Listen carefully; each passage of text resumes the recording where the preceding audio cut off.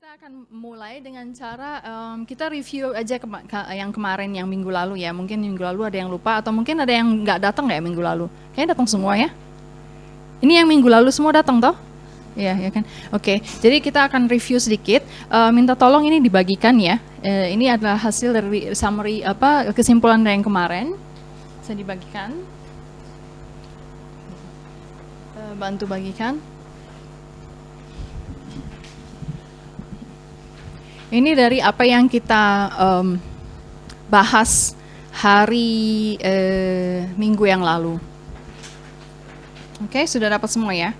Nanti kalau ada temannya yang lain datang, tolong dibagikan kembali ya. Mungkin untuk sekarang pegang dulu. Oke, yang minggu lalu kita coba lihat di halaman pertama ya. Ini sekilas saja, paling cuma 15 menit kita bahas. Kita bahas minggu lalu bahwa di dalam Tanakh setiap kali ada penyebutan 4 hal dalam satu kategori, selalu 4, misalnya 4 binatang, 4 ini, 4 itu, dan seterusnya, itu selalu berarti dia melambangkan 4 kerajaan, selalu seperti itu.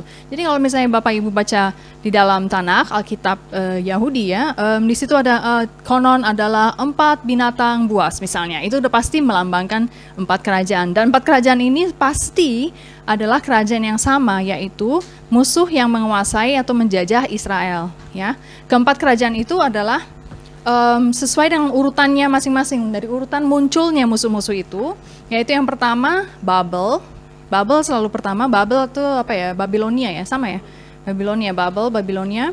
Kemudian setelah kerajaan Babilonia jatuh, dia dikuasai oleh Persia. Setelah Persia jatuh, dikuasai oleh Yunani, yaitu Alexander the Great atau Iskandar yang Agung. Kemudian setelah Yunani jatuh, dia dikuasai oleh Roma. Ini adalah sejarah, ini sejarah dunia dan semua orang seharusnya tahu dan diajarkan di sekolah-sekolah kalau kita belajar sejarah Eropa, ya kan, Eropa dan Timur Tengah. Dan ini adalah satu urutannya fix. Kita nggak mungkin Persia dulu baru Babel atau Roma dulu baru Yunani gitu ya. Jadi ini urutan ini sudah pasti fix. Oke? Paham ya sampai sini ya. Nah sekarang kita lihat ada kemarin kita bahas sekilas, tapi mungkin ini saya akan bahas sedikit lebih dalam lagi. Ada 4 perlambangan seperti itu. Ada yang di Zakaria 6, kita lihat ada kuda merah, kuda hitam, dan kuda putih. Benar nggak? Pernah nggak baca? Bagi yang pernah baca pasti mengenali. Nanti kita bisa baca sendiri Zakaria 6. Mungkin bagi yang Muslim nggak tahu, belum punya Tanakh, bisa pinjam temannya yang Kristen kali ya, yang tidak punya perjanjian lama ya. Zakaria 6 itu kereta berkuda, yang satu kudanya merah, yang kedua kudanya hitam, yang ketiga kudanya putih, yang keempat kudanya apa? Loreng-loreng, ya kan? Loreng-loreng. Nah di Daniel 2 ada cerita tentang patung. Bagian pertama dari patung itu terbuat dari emas, bisa dilihat di kertas. Bagian kedua terbuat dari perak, bagian ketiga terbuat dari tembaga, dan keempat terbuat dari campur-campur, yaitu besi dan tanah liat. Oke. Dari Daniel 7 dia menyebut 4 binatang. Yang pertama adalah atau 4 makhluk seperti singa bentuknya. Kenapa seperti singa? Karena sebenarnya nggak singa. Dia singa bentuknya tapi kok punya sayap gitu kan? Ingat nggak ya kemarin ya? Dia singa tapi kok begini gitu loh. Jadi seperti singa, mirip singa tapi enggak gitu. Terus yang kedua seperti beruang. Kenapa seperti beruang? Karena kalau dilihat-lihat bukan beruang gitu kan. Bagi yang baru datang bisa dikasihkan ininya, kertasnya ya. Silakan Pak Yosep. Terus yang bagian ketiga adalah seperti macan. Yang bagian dan makhluk keempat itu apa? Bentuknya apa? Ayo cepat, campur-campur. Karena dia segala macam ada ya kan, ada apa, thorn itu apa ya? Tanduk 10 biji lah, ada muka berapa biji, pokoknya campur-campur kayak monster, ya kan? Nah, semua sifat ini, keempatnya ini punya sifatnya sama. Selalu yang pertama, kedua, ketiga selalu tunggal, ya kan? Tapi yang keempat selalu campuran. Perhatikan dari kereta berkuda, yang keempat itu kudanya loreng-loreng, artinya banyak warna, ya kan? Patung di Daniel 2 tentang patung, bagian keempat terdiri dari besi dan tanah liat. Ya, bagian di Daniel 7 binatangnya bentuknya campur-campur. Perhatikan bahwa setiap kali ada 4 perlambangan, yang 1, 2, 3 selalu kayaknya normal-normal saja. Begitu yang keempat seperti campur-campur. Paham ya? Sampai sini ya. Nah, dan ini lambang dari 4 kerajaan yang tadi kita sebutkan di dalam kerajaan. Yang pertama adalah kerajaan dan raja Babel, yang kedua adalah Persia, dan yang ketiga Yunani, yang keempat adalah Roma. Jadi yang campur-campur itu siapa? Kerajaan yang mana? Yang Roma. Yang loreng-loreng itu yang mana? Roma, ya kan? Yang terbuat dari besi dan tanah liat itu apa? Roma, ya kan? Dan selalu menunjuknya kepada kerajaan yang keempat, Roma. Sekarang kita lihat ke bawah, kita baca. Tetapi ternyata ini juga sudah mulai terjadi, mulai dinubuatkan di dalam Taurat. Di dalam Taurat itu ada satu kitab yang disebut Imamat, ya. Bagi yang Muslim mungkin belum mengerti, tapi ada satu kitab namanya Imamat. Di dalam Imamat 11 disebutkan bahwa ada beberapa jenis hewan yang tidak boleh dimakan, ya kan? Yang disebut haram di dalam bahasa Indonesia, bahasa Ibraninya tamei. Tamei artinya tidak boleh dimakan, ya, haram gitu ya. Nah, tapi kalau misalnya kita perhatikan baik-baik, yang disebut di sini hanya begini. Mereka binatang-binatang haram itu adalah binatang yang tidak memamah biak dan tidak berkuku belah. Tidak berkuku belah dua, ya kan? Berbelah apa sih gimana ngomongnya? Ya, berkuku belah namanya, ya. Artinya kukunya itu tuh nggak begini gitu ya. Kalau dia tidak berkuku belah, berarti dia tidak bisa dimakan. Apalagi jadi tanda dari bahwa binatang yang tidak bisa dimakan adalah dia tidak memamah biak dan tidak berkuku belah. Anjing bisa dimakan nggak? Anjing haram nggak dimakan? Bagi Yahudi, dia tidak memamah biak, artinya haram. Dan kukunya kayak apa? Beda kan, dia tidak berbelah dua begini kan, dia kayak cakar gitu toh. Nah, itu berarti haram, paham ya maksudnya? Itu cara melihatnya begitu. Kuda bisa nggak dimakan? Nggak bisa ya kan? Kuda memamah biak nggak tahu juga saya. Tapi kukunya tidak berbelah, ya kan? Jadi caranya melihat seperti itu. Tapi di dalam Imamat 11, dia hanya memberi 4 contoh dari binatang yang tidak boleh dimakan. Perhatikan baik-baik. Kita lihat di bawah, dia nyebut binatang pertama adalah unta. Karena walaupun unta itu memamah biak, dari luar udah ketahuan bahwa dia haram karena kukunya tidak berbelah. Paham ya? Nah, yang kedua, contohnya adalah pelanduk. Karena apa? Pelanduk itu dia memamah biak memang. Tapi ternyata dari luar udah kelihatan dia tidak berkuku belah. Akibatnya itu kita udah tahu dia haram. Ya, jadi nggak usah repot-repot buka buku biologi ini memamah biak atau enggak gitu, nggak perlu. Lihat aja kukunya udah kelihatan. Yang ketiga, dia bilang kelinci. Kelinci memang bermamah biak. Memamah biaknya bukan seperti unta yang ditelan lagi gitu ya dan dikeluarin lagi. Kalau kelinci dia makan, dikeluarin lagi, terus kotorannya itu dimakan lagi sama dia. Karena di situ masih ada gizinya gitu. Itu memamah biak juga. Tapi kukunya kan kelihatan tidak berkuku belah, paham ya? Artinya dari luar udah ketahuan udah dia itu haram, ya.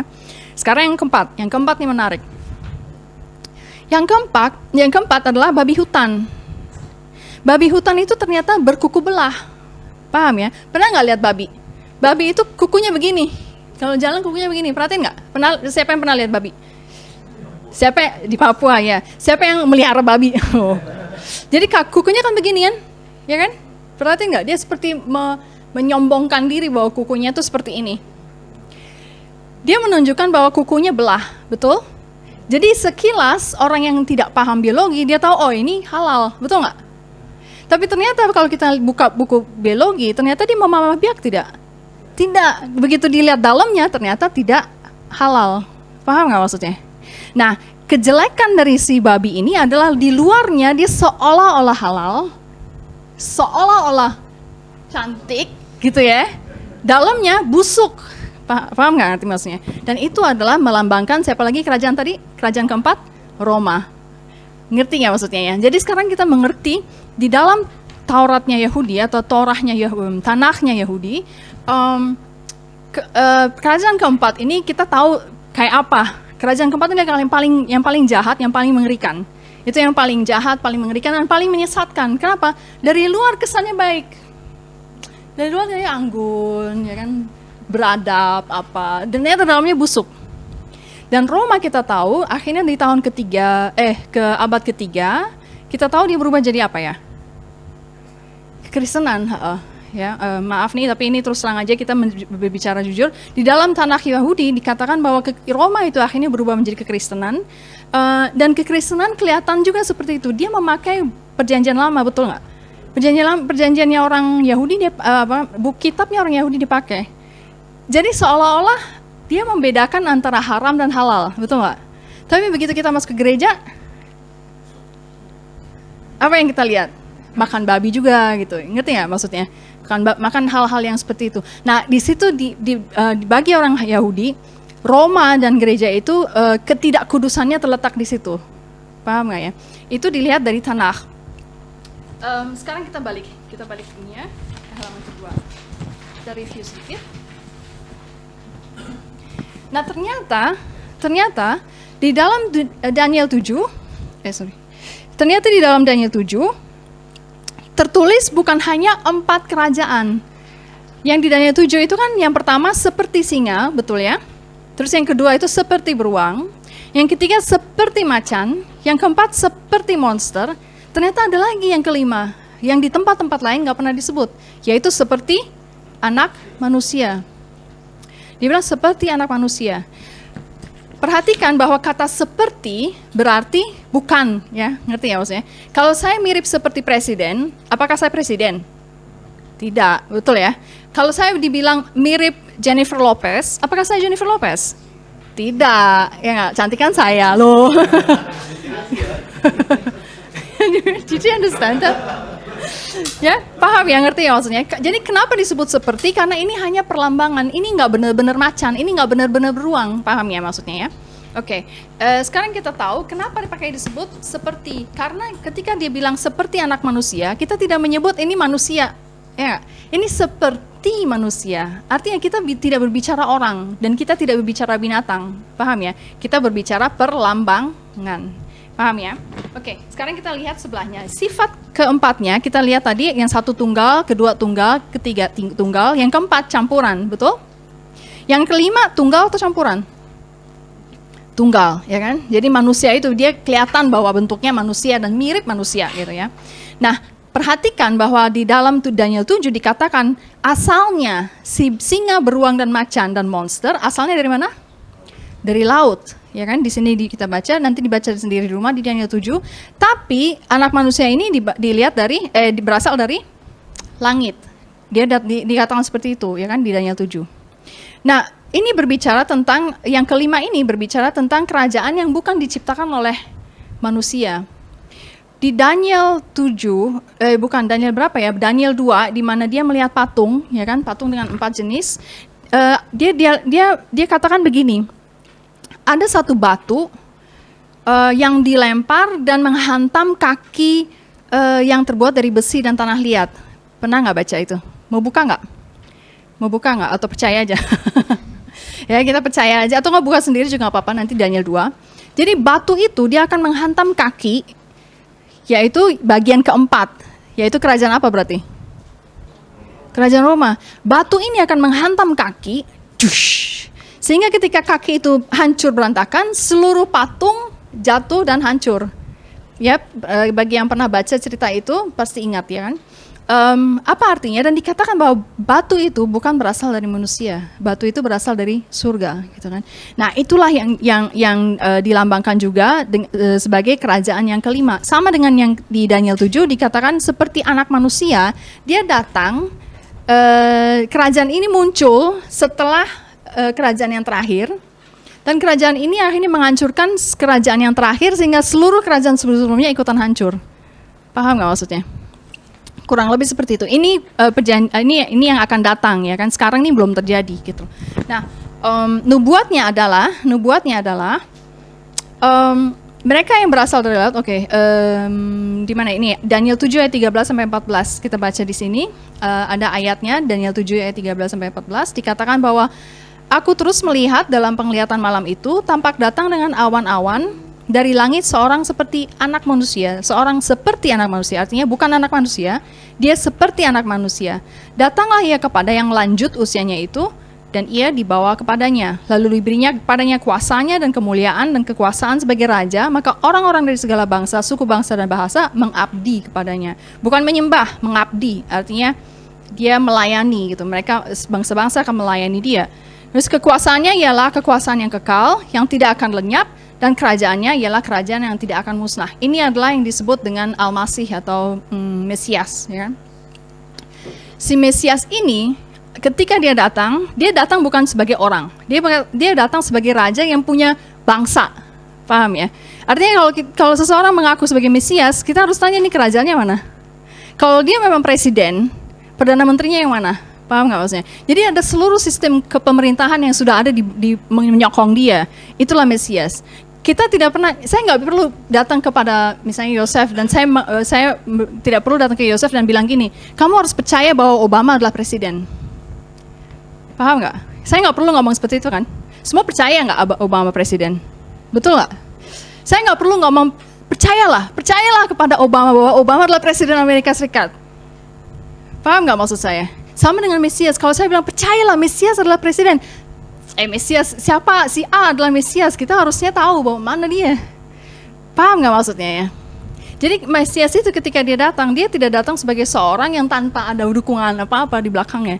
Dia datang dengan seluruh sistem kepemerintahan yang sudah ada gitu, yang muncul gitu loh, dengan semua bangsa yang memang sudah ada di bawah dia. Paham nggak maksudnya? Jadi, tapi ngerti ya analogi saya tentang Obama ya, kita tidak perlu meyakinkan orang lain bahwa Obama itu presiden Amerika Serikat. Ya, semua orang bisa melihat dengan sendirinya. Memang faktanya begitu. Sama seperti itu, kalau saya bilang si A adalah Mesias,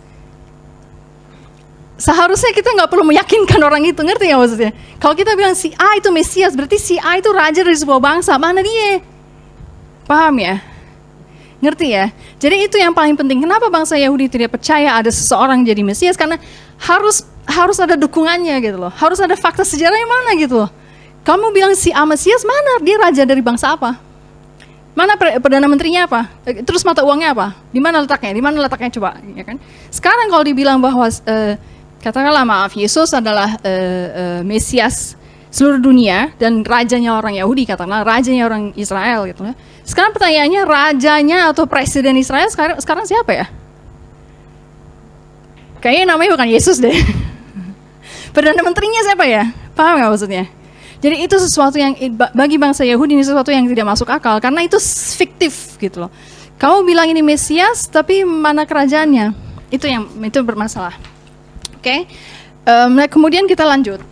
Jadi apa yang dimaksud dengan si anak manusia itu datang sebagai awan-awan? Ya kan? Minggu lalu kita bahas, ternyata awan-awan itu tidak berarti si Mesias itu datang seperti Superman, ya kan? Ternyata awan-awan artinya apa? Masih ingat nggak minggu lalu? Di sini kita bahas, awan juga melambang, datang dalam awan-awan adalah lambang bahwa kerajaan kelima berasal dari dunia yang paling tinggi, yaitu surga. Yang satu berasal dari laut, betul nggak? Yang tiga tadi berasal dari laut, berarti paling bawah, laut itu lebih rendah daripada bumi, ya nggak? Tanah kita nih, tempat kita, laut itu jauh lebih bawah daripada yang tempat kita berdiri sekarang. Kalau surga itu jauh di atas, ya kan? Jadi ketika dia bilang ada 3 kerajaan yang berasal dari laut dan 1 kerajaan yang berasal dari atas, kita mau ngasih tahu, Alkitab tuh sedang mengasih tahu bahwa ini adalah 2 dunia yang jauh sekali berbeda. Yang satu berasal jauh dari tinggi di atas, yang satu jauh dari bawah. Paham nggak maksudnya? Kenapa dari laut? Karena itu, paham ya? Dan di dalam Yeremia mana tuh? Saya sebut nggak di sini? Yeremia 46 ayat 7 sampai 8 dikatakan bahwa laut adalah lambang dari bangsa-bangsa, ya kan? Lambang dari bangsa-bangsa. Jadi bangsa-bangsa yang berasal dari tingkatan yang paling rendah di bawah sana, yaitu di laut, di dasar laut, ya kan? Oke, terus lanjut. Kita bilang bahwa awan juga melambangkan bahwa bangsa kerajaan kelima ini adalah bangsa awan, yaitu bangsa yang menaruh kepercayaannya dan keselamatannya dalam tangan surga atau tangan awan. Paham ya maksudnya ya? Jadi awan itu karena awan itu melambangkan surga, orang yang disebut bangsa awan adalah bangsa-bangsa yang benar-benar menatap surga aja. Pokoknya orang saleh yang mempercayakan segala sesuatu pada surga, ya, pada Tuhan. Kemudian bangsa yang berlawanan dengan bangsa awan adalah bangsa atap. Ya kan, yang berlawanan dengan awan adalah atap. Kenapa?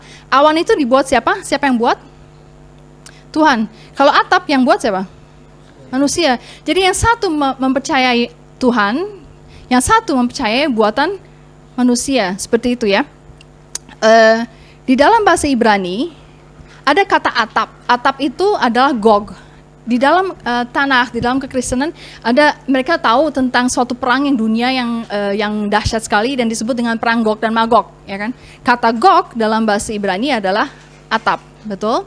Dan kata Gog dan Magog sebenarnya artinya Gog atap dan dari atap. Jadi perang Gog dan Magog dan Israel sebenarnya adalah perang antara Israel yang sebagai bangsa awan percaya pada Tuhan dengan Gog dan Magog, yaitu bangsa-bangsa yang tidak percaya Tuhan. Paham ya? Tidak percaya Tuhan dan tidak percaya kitab sucinya Tuhan. Ya, kira-kira seperti itu yang kita bahas minggu lalu. Mungkin oke, ini cuma review aja. Ini buat Fang juga. Ini buat review minggu lalu. Silakan masuk. Sekarang kita akan sampai detik ini, minggu lalu kita nggak sempat bertanya ya, mengajukan pertanyaan. Bagi yang belum menuliskan pertanyaannya, boleh dituliskan di dalam kertas, ya. Terus dikasihkan ke saya. Setelah itu kita akan bahas pertanyaannya satu-satu. Untuk pertama yang kita prioritaskan adalah pertanyaan mengenai minggu lalu, ya, topiknya minggu lalu. Setelah semua sudah dibahas, kita bisa menyeleweng ke tempat-tempat lain. Oke? Ada satu pertanyaan, saya akan buka pertanyaan yang pertama ya. Pertanyaan yang pertama adalah, kemarin ada yang kirim lewat email.